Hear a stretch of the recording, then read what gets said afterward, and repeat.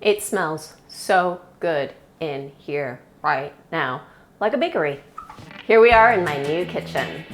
It's got a lot more sunlight, so you'll be seeing a lot more food videos. And it's got this amazing old O'Keefe and Merritt vintage stove that I have no idea how to use yet. Like, there's this griddle part that I don't know. Like, do you just pour pancakes on top of this and then when you're done you just clean it? It just seems so weird to me. Today I have to figure out if the oven works, because I know that the burners work. And so I decided I would make some scones. First thing we need is 2 cups of all-purpose flour. Sorry, dog. Scared him. Half a teaspoon of salt. It's just everyday kosher salt. 1/3 of a cup of the sucanat. What you just said? What is she talking about? Okay, so sucanat is basically a less refined sugar. It stands for sugar cane natural. Sucanat. Get it? So I use 1/3 of a cup of this, but if you don't have sucanat at home, you could use 1/4 cup of regular sugar. It's like grape nuts. It does look like grape nuts, you're right. 1 tablespoon baking powder. And then 6 tablespoons of cold butter. Could be doing this on a plate, but why would I do that? This is what's gonna make it taste good. Cut them into like dice-sized pieces, like you were gonna go gambling in Vegas.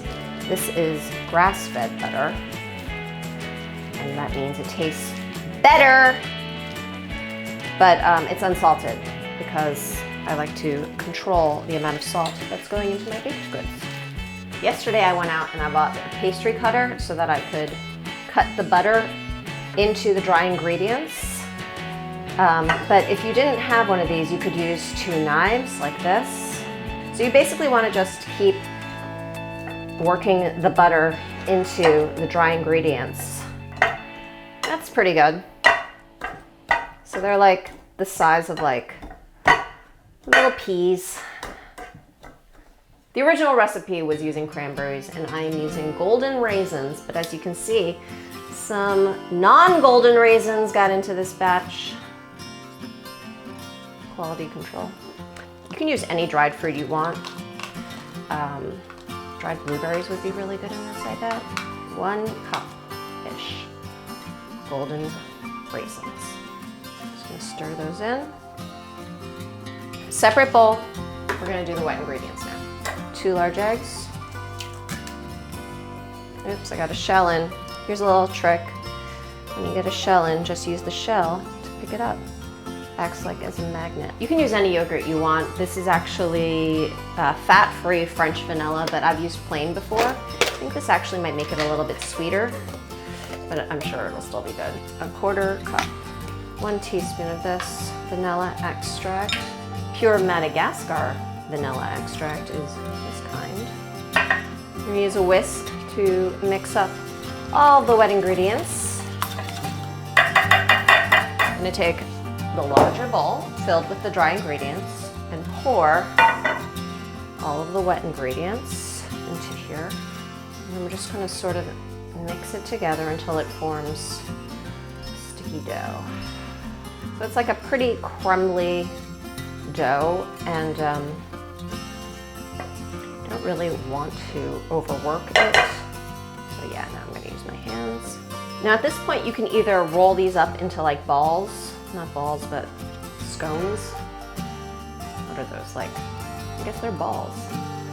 And you can put them onto a baking sheet. I forgot to preheat the oven! Why didn't anyone tell me at the beginning when I was showing you my oven that I should be preheating it this entire time? Help. All right, now I'm gonna preheat the oven. How do I do that? I don't know. 375 is what you want it. I don't know if it runs hotter or colder, but there's a thermometer in there to tell me exactly what 375 is. So we'll see if it runs hot or cold. So I'm gonna flour up my surface here so that things don't get too sticky. And just tumble this mixture. Okay, so you just want to sort of mix all of the crumbly parts in, kneading it gently. You don't want to do too much kneading. You want to overwork this dough. Great. And then you're going to just form it into like a circle, like that. That would be really good just as one giant scone.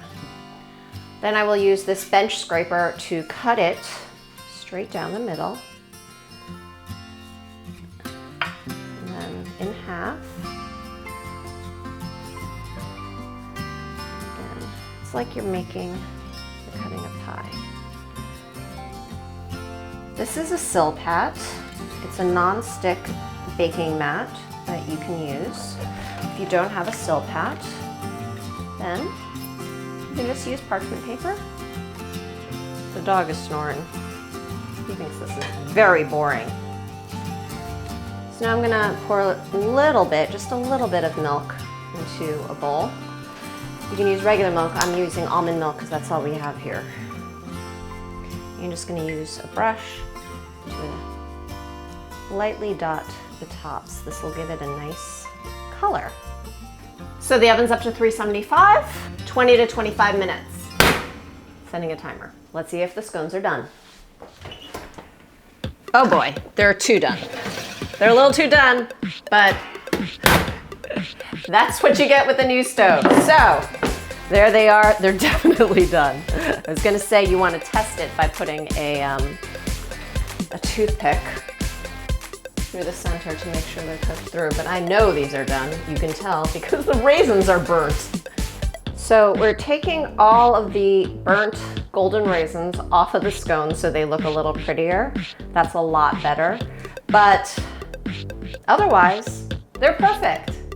I moved my oven rack a little bit lower so it's not so high. I think that in the future, whenever I bake things in here, I'm gonna have to keep an eye on them. I'm gonna have to check it a little bit earlier because that is one powerful little oven. Yeah, I'm gonna call these caramelized raisins, and you heard it here first. This is gonna be on every hot chef's menu.